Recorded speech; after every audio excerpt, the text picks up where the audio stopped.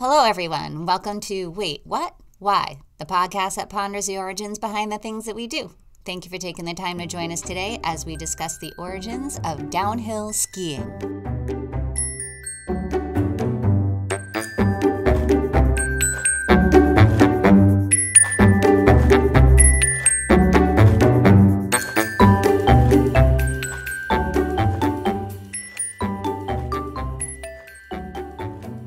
I'm Nicole Gallagher, and today I would like to introduce you to my daughter, Hannah Gallagher, as she joins us for today's episode.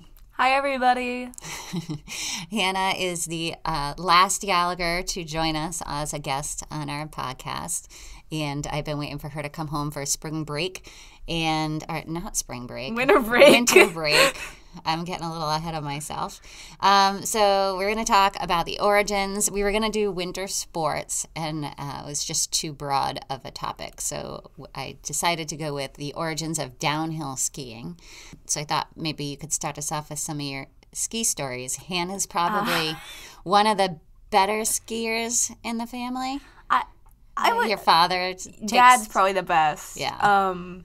No, I really like skiing, but I'm not the greatest at it. I have very little inhibition when it comes to it. That's a good way to say it. She has zero fear factor. Yeah, I kind of just tend to tear down the mountain without any concern for my well-being or anyone else who I'm skiing with, whether or not they keep up. So I'm a bit terrible to ski with, honestly, but I've had a couple of I really like it, but I've had a couple of incidents when I ski just because you've never been seriously injured or anything no, like that. Just somersaults unintentionally, Yeah. Ski boots coming off. What do you call that? Yard sailing, right? Yeah. In the ski world, I have also yard sailed. Getting stuck on the side of the mountain. I kind of wanted to talk about Getting that. lost on the side of the mountain. So we're going to go back, I think, when our sisters were, my husband, Dennis, always skied since he was younger, and I never did until my adult years. So when I think it was Cameron, did a 4th grade project, and then she won these free ski passes and ski equipment for Pine. What's it? King Pine. King Pine. It's a small little hill, basically, not even a mountain. It is a great learn to ski mountain in New Hampshire. So if you have young ones and you want to teach them how to ski, that is the perfect learn to ski mountain. King Pine and Gunstock are probably the best places to learn how to ski. I've never been to Gunstock. You've never been to Gunstock? I haven't, no. It's good. I went there with the ski team in middle school. Yes. So anyway, that's where it all started, and I think once Dennis figured out, Cameron just took right to it and went right downhill, and then we all were kind of indoctrinated into skiing. Yeah. I am more of the cautious, take my time. I feel like in my head I'm going really super fast, and and then a friend of ours recorded us one time on his GoPro, and I was like, what is that? Is that me? In my mind, I'm going so fast. And on that video, I was slow. I was so slow. I was painfully slow to watch. And I was like, oh my God, how do people handle me when we're skiing? No, it's fine. That's how I feel when I drive. I'll drive 5 miles under the speed limit and be like, I don't know. I'm kind of nervous. I feel like I'm zooming. And it's literally 35 miles an hour. Well, that's good. You're safe. Hannah just got her license. Well, you've had it 6 months now? Yeah.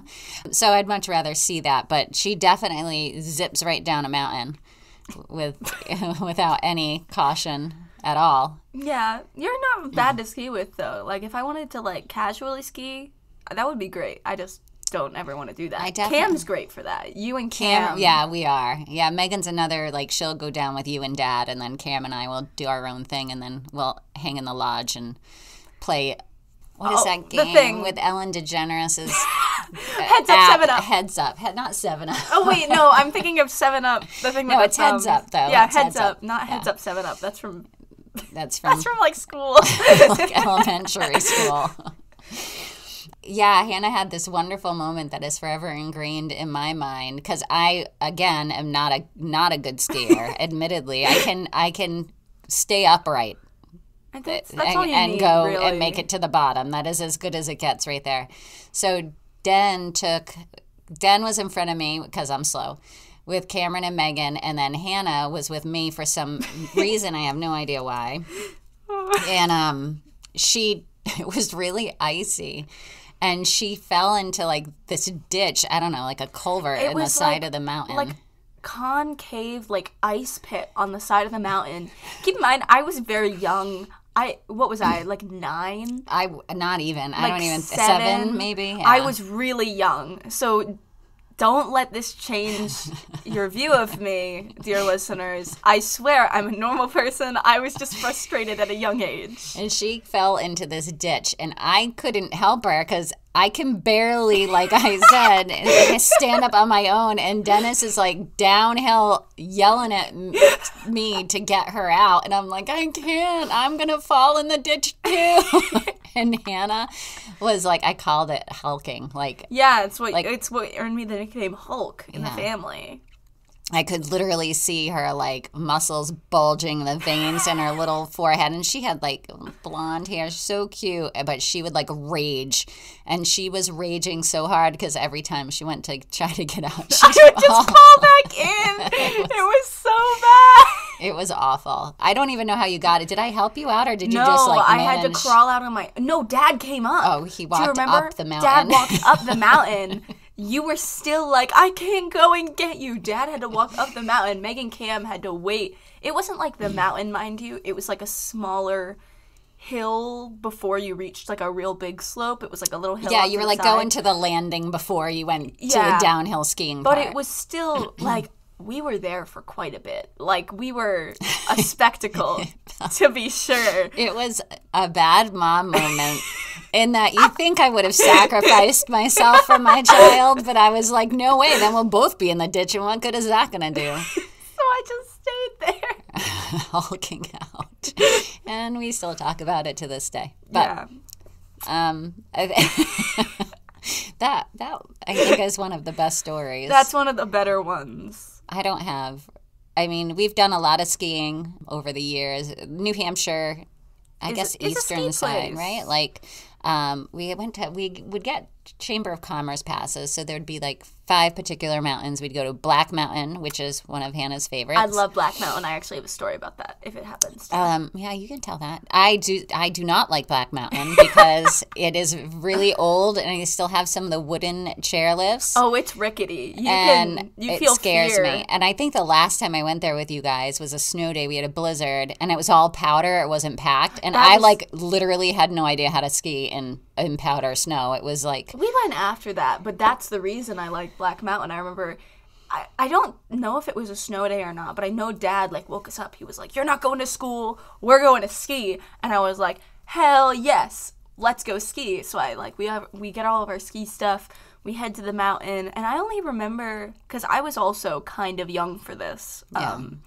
But I only remember like arriving to the mountain with Dad and being so excited. I think that was a different day. Yeah. Yeah, I think he pulled me out of school. He might have. I think he pulled me out of school. I don't think that it was a snow day, but it was so great because, like Mom said, Black Mountain, when there's fresh powder, it's just like, it's a winter wonderland. It's so much fun to ski on, and the snow is so light and fluffy. And personally, I hate moguls. I don't know if anyone's like, "Oh God, Hannah, you don't like moguls?" It's just like, I don't know. If I like a steep slope, it's a lot of work. If I like a steep slope, I don't want to have to be like, let's put in this extra effort that might be a ramp if you do it wrong. Like, I don't really enjoy that. But like Black Mountain, as far as my memory goes, it didn't have that many moguls, and it was so pretty, and the snow was so light and fluffy, and it just had like an old styley lodge. It's just so nice. Yeah, it was a lot of fun, but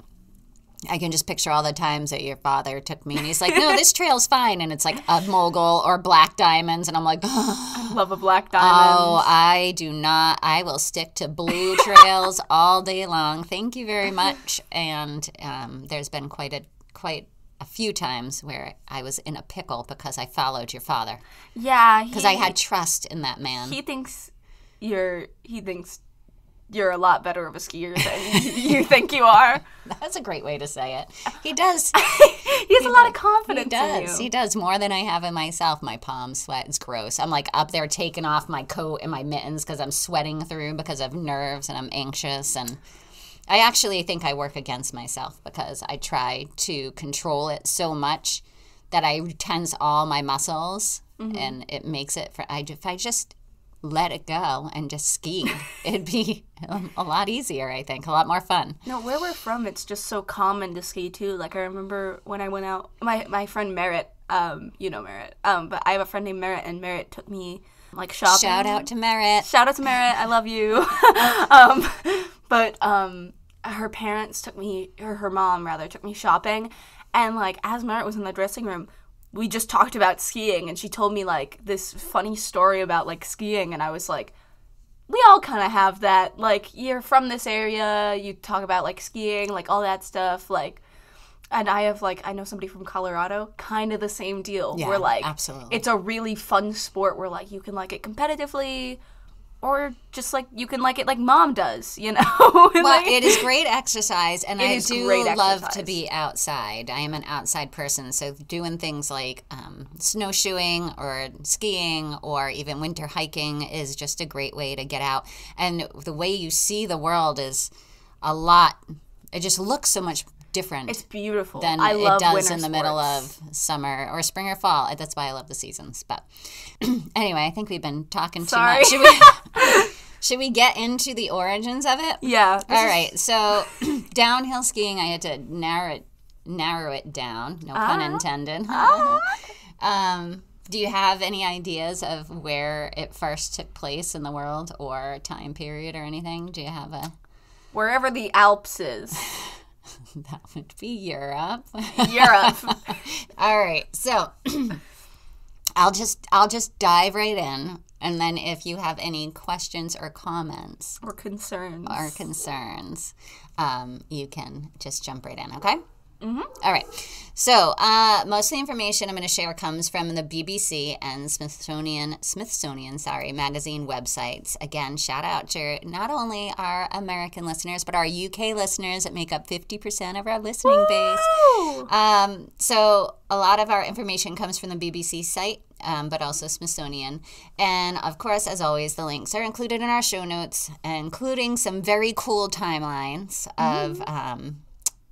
if you're into that sort of thing. But because there's so many fun facts or a fun little twist that I took when doing this, that I just included a whole bunch of more links in the show notes than I even talk about here. But anyway, so it is believed that skiing took place over 22,000 years ago, like we're talking Neanderthal times. Like it was invented before the wheel. But like, really? Let's throw some sticks on our feet. I guess that makes sense, though, to make our doesn't foot base wider so we can get from here to there. But was that downhill or alpine skiing? It was basically just because you had to, because of the horrific winters and terrain. Where?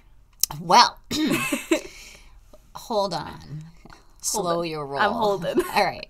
So, according to the author, Roland Huntford, he wrote a book titled Two Planks and a Passion: The Dramatic History of Skiing. Huh. He sounds like a fun guy. There are cave drawings found that suggest that skis were used during the Paleolithic era. Oh, God. The oldest artifacts were found in the 1960s by Grigory Berov in northern Russia.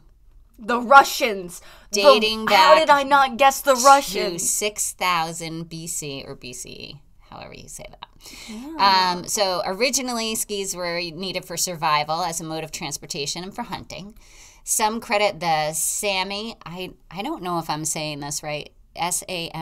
It's Sami? I don't know if it's Sami or Sami. I like Sami because I like Sami. I think it sounds funky.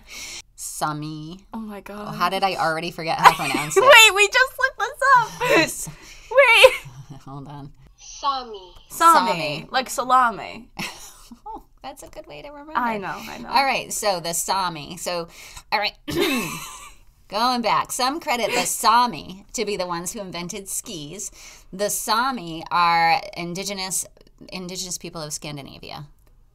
Scandinavia includes Good. I have no idea what that Norway, is. Sweden, and Denmark.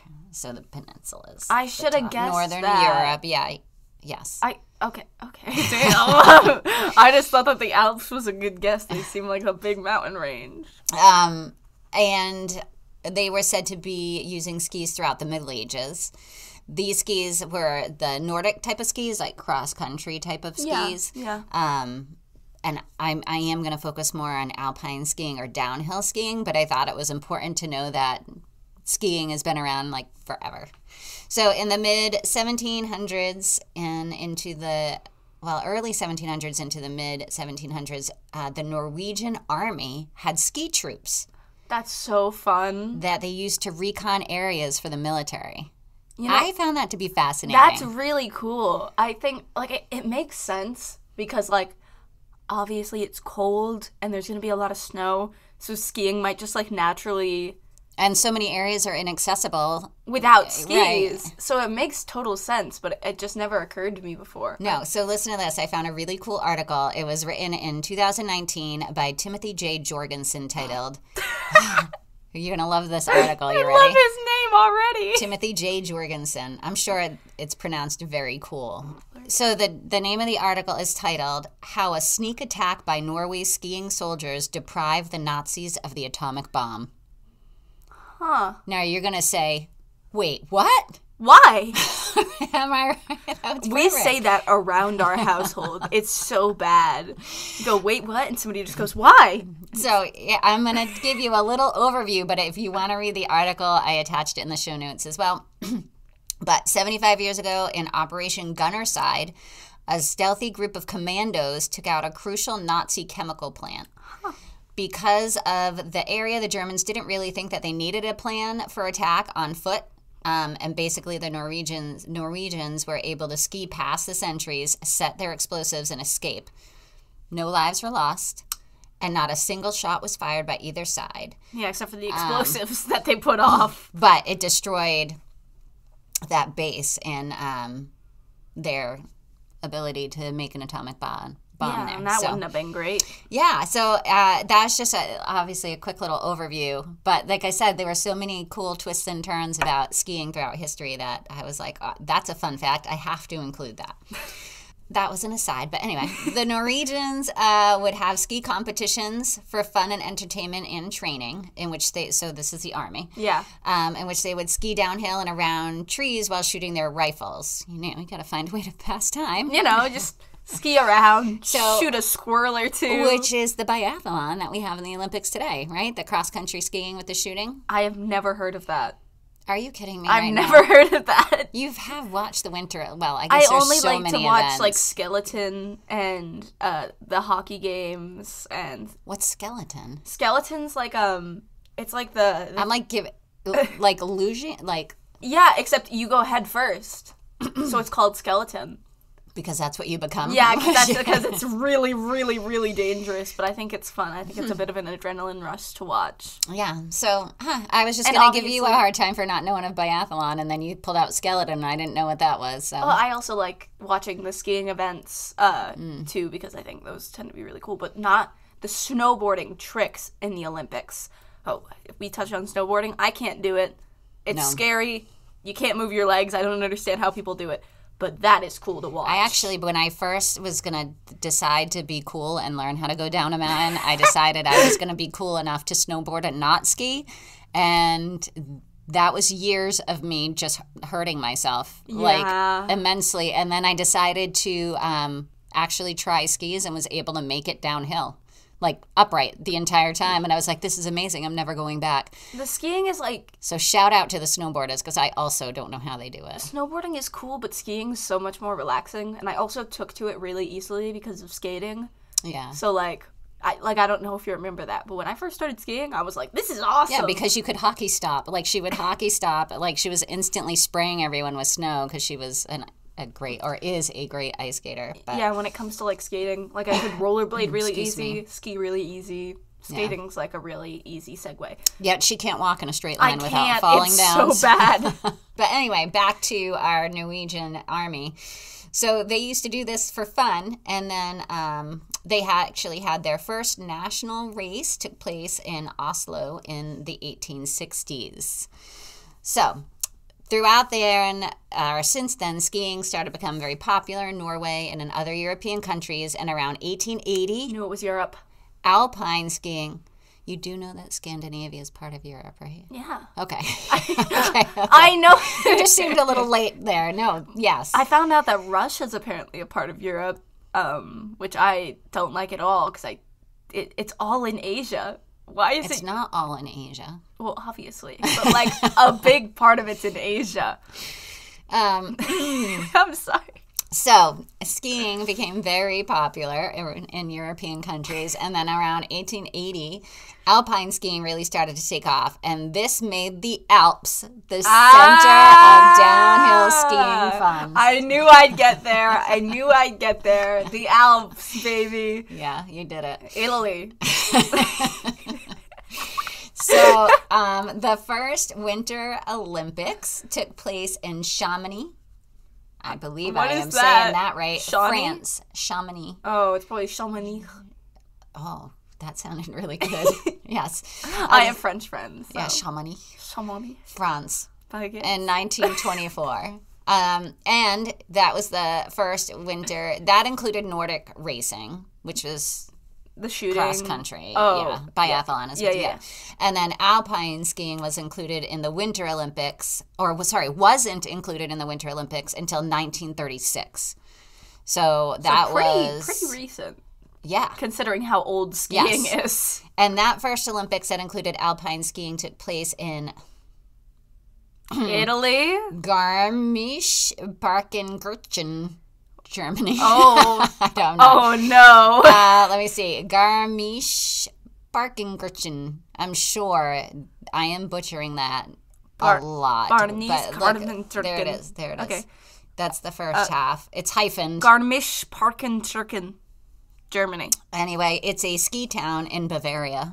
Oh goodness. Which is in southern Germany. So I apologize to everyone who's listening to watching. Very small exposure to German here. Listening to that butchering of the name, I apologize. All right. So I'm going to go. All right. I'm just going to go. Okay. All right. So during this year, I'm going to go off the rails a little bit. And that is also not a pun that is intended. It's a bit of a pun. It's a bit of a pun. It is. So during that same year, so 1936 was the first Olympics that included alpine skiing. This was also the year that the first chairlift was invented in the United States by the railroad company, Union Pacific. That's when I went off the rails. You see the railroad. My goodness. Rails. All right.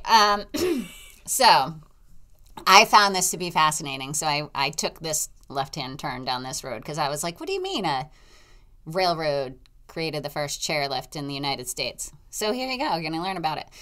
According to Smithsonian Magazine, the owner of the Union Pacific, Averell Harriman, was inspired by the European ski resorts and thought that building something similar in the U.S. would help to boost travel. Harriman arranged for the Union Pacific Railroad to purchase 3,388 acres of land in Ketchum, Idaho, I don't even know where Idaho is. a resort. 7 months and $1.5 million later, Sun Valley Resort was completed and included an indoor heated pool, an ice skating rink, and restaurants. Ooh. And I bring this up because this is the first U.S. ski resort to have a chairlift. So there were other ones before? How'd they get up the mountain? Well, I swear, you should I ask. haven't seen the script for this. I swear. I happen to be very intuitive. So, according to the International Skiing Association, the invention of the chairlift really opened up the sport of skiing to many people who didn't have the strength or stamina to climb long distances in high altitude. It's made for us. So, and I was thinking, come on, people were not like hiking up mountains just to throw a, Just for one run? one run. Like the amount of effort it put just to get there. Well, to be fair, if you're doing it for the workout, like we were talking about, That'd be a great workout. It would be. That's what you do for Tuckerman's Ravine, right? Yeah. Well, there's no chairlifts. Yeah, so you hike up. That's a ravine on Mount Washington. That's pretty super popular scary and really scary. And I kind of want to do it, but I don't want to. Yeah, I don't want to break my legs, so maybe not. But you have to hike up with all your skiing gear on your back. Yeah. Just to ski it once. So before that, people hiked it. They took trains. I read an article where they would take trains and just hop off at the highest mountain pass so that they could ski down it, which is kind of genius. Yeah, that's smart. Or horse-drawn sleds. Oh. I know you don't like horses, but I would much rather take a horse-drawn sled than, even those little parks now where they have little tow ropes or the little things like the sledding parks where you just sit on the sled and it drags you up it because I'm just too lazy to walk up the hill. I just think those are kind of fun. They are fun. They also have them for like little kids skiing areas. Yes. If there's like a hill you just grab on. Yes. It's kind of fun. And so those were the original types of ski lifts. So in America, the first type of lift was a steam-powered toboggan created in 1910, which sounded fun to me. And then in 1931, Canadian Alex Foster built the first working rope tow that quickly made its way to Woodstock, Vermont. So the rope tow that you would just like hold on to and it just pulls you, it's like a pulley system.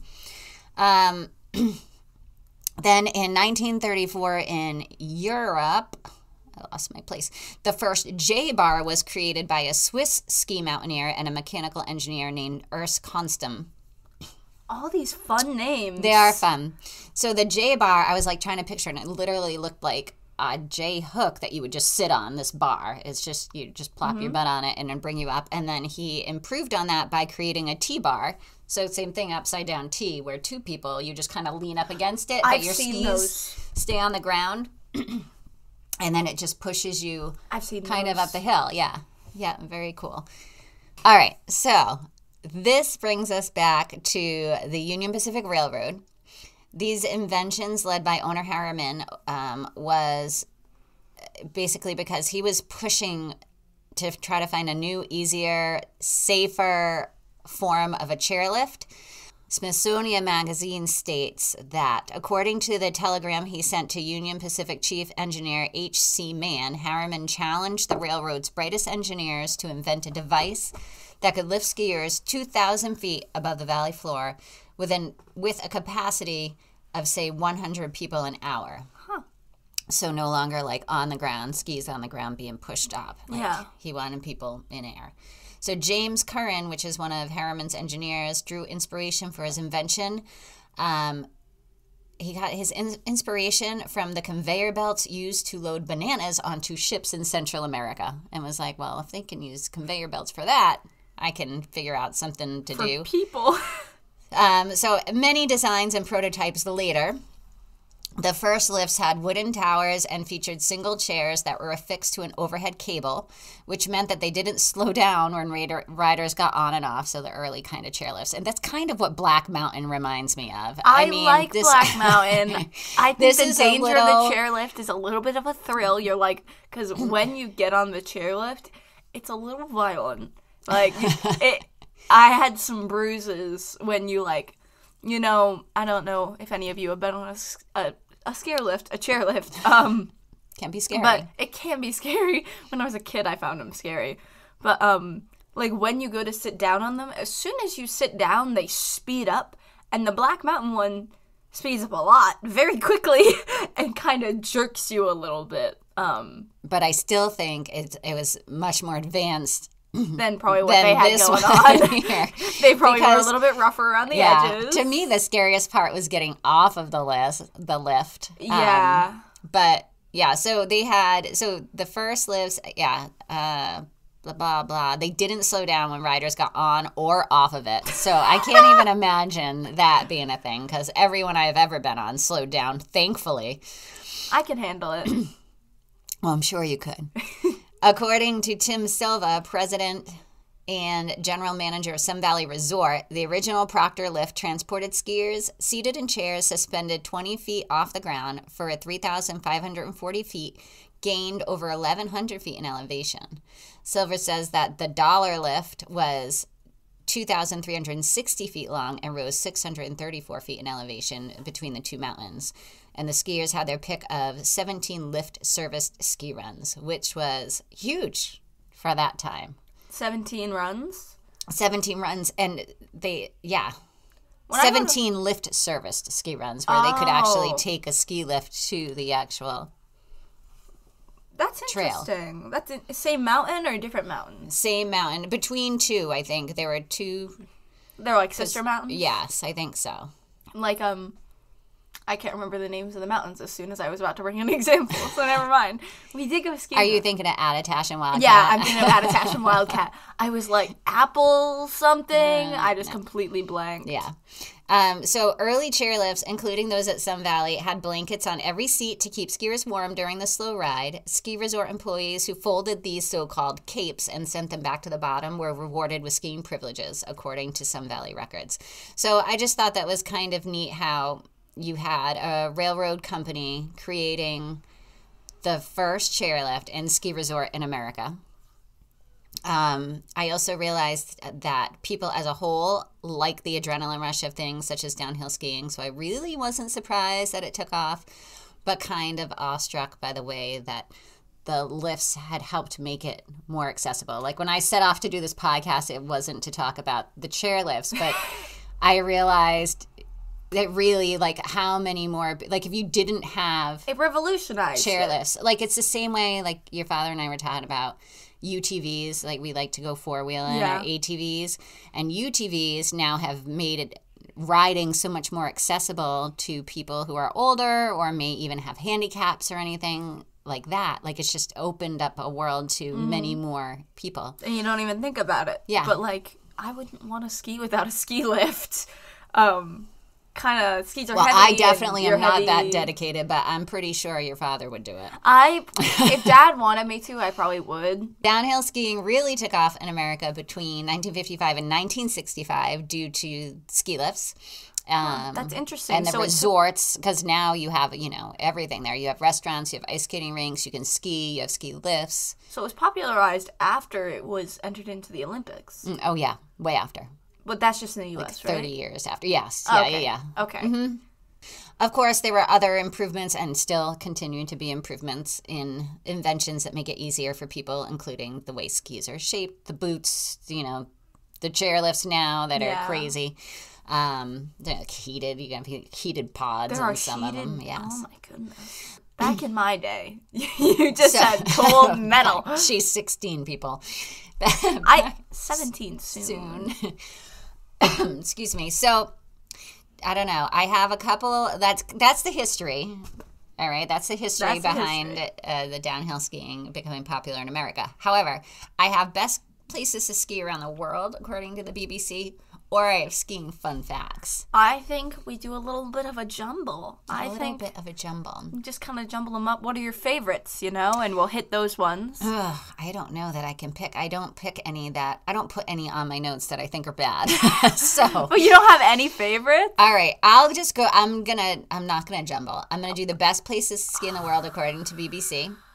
And I'll tell you that we've never been to any of them, but maybe maybe we have some listeners who might be able to chime in and let us know if you've been to one of these and if you think it's as cool as they say it is. I want to hear some fun facts too, though. Okay, I will. Just a little bit. So first one is La Clusaz.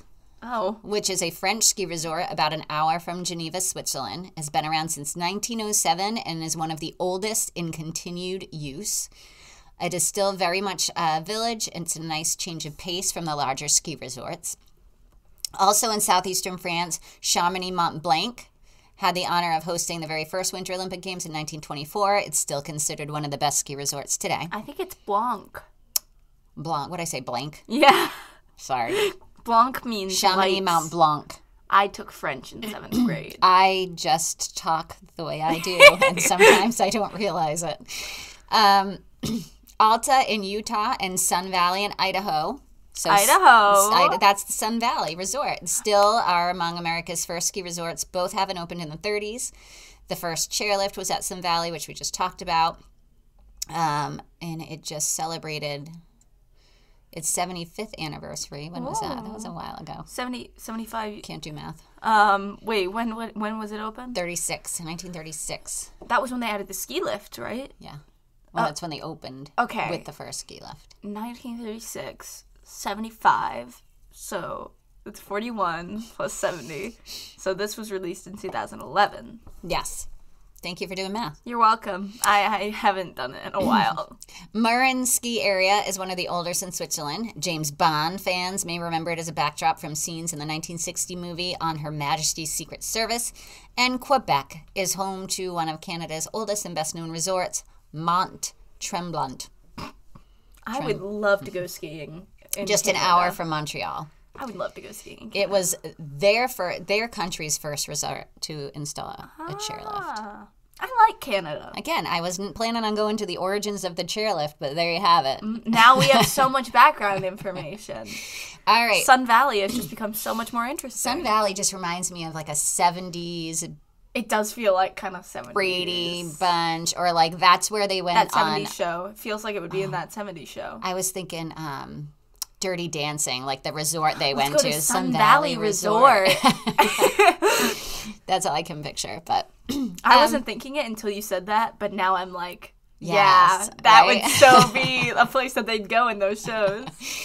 All right, so some fun facts. Let's see what we can do here. All right, I'm going to throw this out there for you, Hannah. Skiing is the only 6-letter word in the English language with a double I exactly in the middle.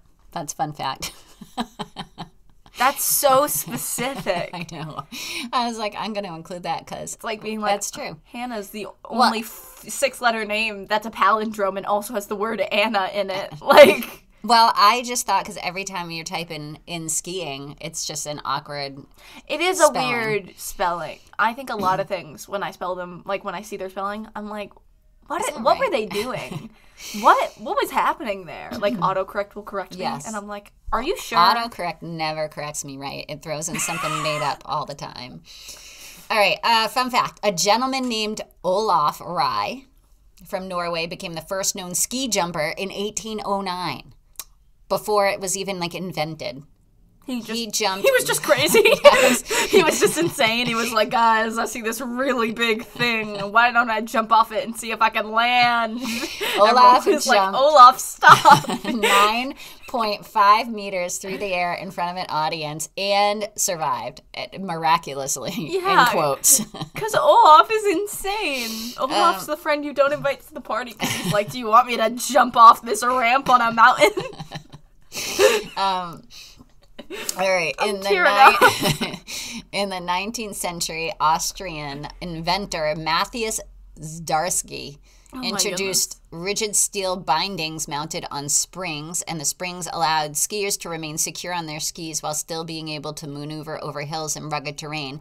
So it kind of gave them like a... It's like bindings on our skis now. Yes. Yeah, I see that.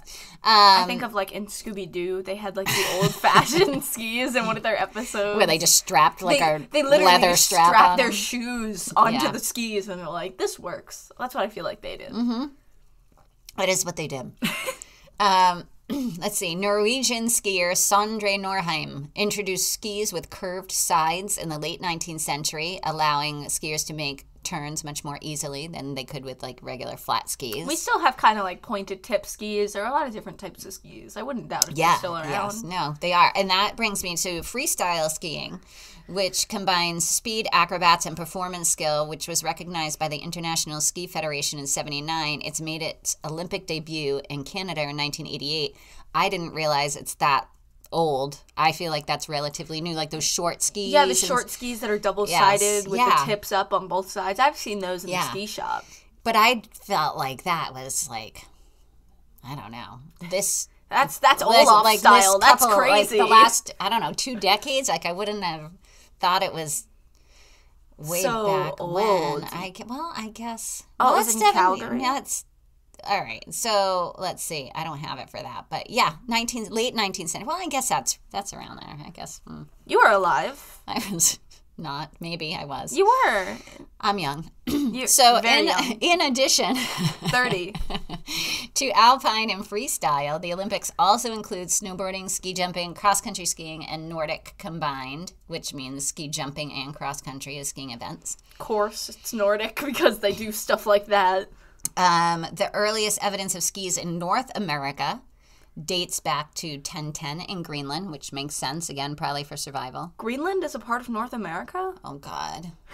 I thought it was a part of Europe. Listening audience. I swear it's European. Hannah is the worst with her geography, despite me being a geography teacher.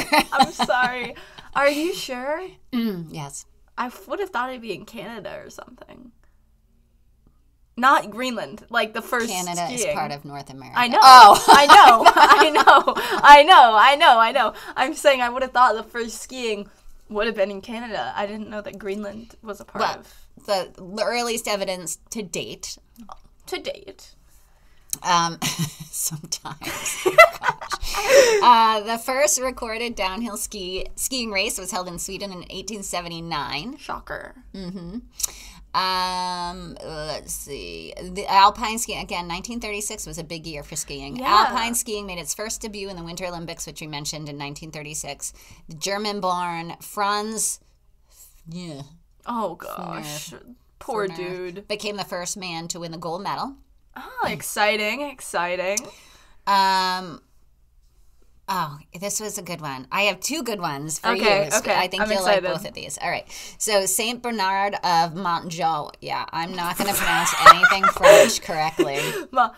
What is it? Right there. Montos? Monjos? Montjous. Why is there? Anyway, Saint Bernard of this place in, I'm going to assume France, Yeah, probably France. is the patron saint of skiers. He was proclaimed a saint by Pope Pius XI in 1923. Bernard became a patron and protector of skiers as a result of his 4 decades spent in missionary work throughout the Alps. And Saint Bernard's dogs are named after him. That's very interesting. Fun St. fact. Bernards are also cold dogs. You're going to like this one. Okay. Sir Arthur Conan Doyle. Oh. Who's that? Author of the Sherlock books. Yes, the creator of Sherlock Holmes is the man who introduced skiing to Switzerland, according to this. After returning from one of his ski trips to Norway, he brought with him some skis as he felt Switzerland had the perfect terrain for it. And in his own words, quote, "I am convinced that the time will come when hundreds of Englishmen will come to Switzerland for the skiing season." And he was right. Yes, very bright. Very bright. Very bright. Great detective novels. Yes.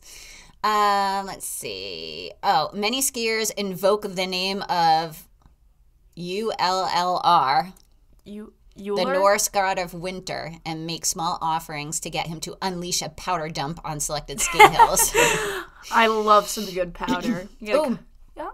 Skiing is one of the fastest non-motorized sports on land. Skiers can ski faster than a car, and this was proven by Simone Oregon in 2006 when he set a world speed skiing record at 156.2 miles per hour compared to the speed of road cars at 120 miles per hour. No, thank you. That's awesome. That's how I'd people love to see die. that. I'd love to see that. That's so cool. I understand that it's one of the fastest non-motorized sports, but it's weird to think about. Obviously toboggan. In my mind, stuff I'm like that. going that fast. You're like, wow, I'm breaking records. The wind through my hair, and then you watch it, and it's like, is she going in reverse? I feel like I've gotten pretty fast, but I've also gone, dangerously fast, so I have no idea how we did that, because I definitely wasn't breaking, 40. Records. Right. Right. Let's see. Astronaut Harrison Schmitt said that astronauts traveling to the moon should learn the art of cross-country skiing, as he believed that the techniques involved in skiing would help walking on the moon easier, and envisioned lunar skiing holidays in the future. Maybe when humans colonize Mars, we can just, ski on Mars, just because of the gravity. Yeah. I think space skiing would be really cool. I've actually never thought of it until now. But can you imagine skiing with, less gravity? I cannot. Well, neither can I. But I assume it's great. I would imagine it would be great. So we won't go into ski injuries. Well, yeah, well, all right. So around 30... we actually will. Around 35% of skiing accidents result in some form of knee injury. Not surprising. Unless it's snowboarding, then it's your shoulders and upper arms because you just land. Yeah. Like, you just land hard. However, statistically, skiers are less prone to injury than football players or rugby players. That is not shocking at all. No, that's not. I wonder where hockey players go on that. Yeah. Yeah. Because I feel like hockey players get injured a lot. Yeah. I think football. Patrice Bergeron played, I think it was a playoff game, but it might have been, it might have been. I think it was playoff. I think it was playoff games. With a punctured lung. I know. Like, hockey's no joke when it comes to injuries. No. Look, neither is football, but I feel like their injuries are more common just because there's more hitting in the sport. But hockey can have some bad ones. Yeah. Skiing can have some bad ones. People can break their femurs. Yeah. That was just the first bone I thought of. I don't know. You can break anything. You can break anything if you want to. All right, moving on. We did talk about it being a great workout. It is a brilliant workout. It can burn around 400 calories an hour, while cross-country skiing can burn over 1,000 calories an hour. That's why I don't like cross-country skiing. It's terrible. It is a huge workout. I'm going to give you my last fun fact, and then we're going to wrap it up. Sounds good. In 1965, the first snowboard was made by Sherman Poppin, who bound two skis together to make a board, and he called this invention a snurfer. A combination of snow and surf. I love that. I do too. I wish they kept with it. Are those some snurfers over there? Huh? Snurfing. I love that. Wow. Would you look at that snurfboard? In 10 years, he had sold nearly 10 million of snurfers. It must have been a great invention because it wasn't because of the name. I love the name. I would have been intrigued just because of the name. You're like, oh, have you heard about these new snurfboards? They seem so cool. I hear Smurf. I hear Smurf too, but it's Snurf. Snurf. Didn't the Smurfs always say, like, it's Snurftastic, Smurftastic? Didn't they use Smurf in their Smurfing language? They did. Also, there was only one Smurf in the entire Smurf village, which is very odd. Just one girl Smurf. Yeah. Smurfette. Smurfette. And also they named her Smurfette, which is a terrible name. All right, now we're really off the rails. Okay, so. Off the rails. Railroad companies. That time. So, once again, there's a lot of information out there, and I'm not sure if when you signed on to listen to this, you were really expecting all that about chairlifts and resorts, but that's kind of where this took a turn, so that's where we are. So hopefully you learned a little bit today. I certainly did. Thank you, Hannah, for joining us. Thank you for letting me on, Mom. You've been a great little co-host. You are hysterical, if I do say so myself. I will have to edit quite a bit, but I think it was amazing having you on today. I thought that was a lot of fun. Thanks, Mom. All right, so thank you, everyone, for taking the time to listen to us today. Please reach out to us on any social media. You can find us on Twitter, Wait What Why Pod, Instagram, Facebook. You can email us at waitwhatwhypod@gmail.com, and let us know your stories, any skiing stories. It could be, traditions that your family, does every year, mountains you go to, your favorite mountain, your skiing tragedy. Anything you want us to talk to you about, any ideas, anything you're curious about but don't want to do the research for. And we can, we'd definitely dive into it. And Spotify has ratings now, so give the podcast a rating, 5 stars if you don't mind. I mean, that would be awesome. Yeah, that'd be great. Any of the others are less good, but that'd be amazing. And if it's not 5 stars, give me some feedback and let me know what you'd like to see us change and how we could make it better. So on that note, I want to thank Francis for doing our podcast artwork for us, and always remember to subscribe, leave a review, and share with a friend. See you next time. Bye.